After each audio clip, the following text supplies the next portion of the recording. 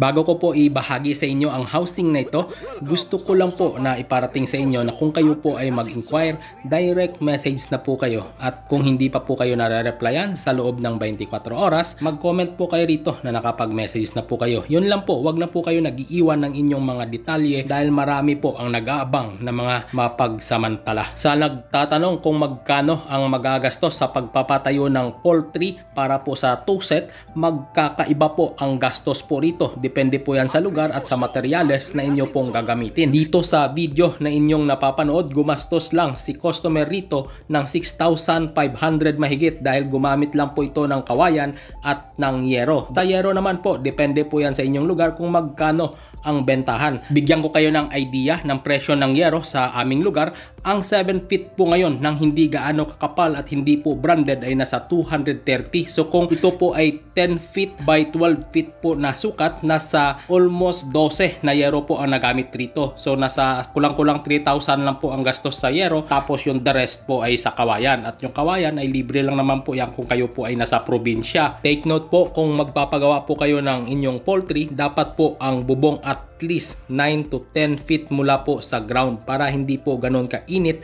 sa ating mga layer chicken, dahil dito kung mapansin ninyo, mababa po sa dulo.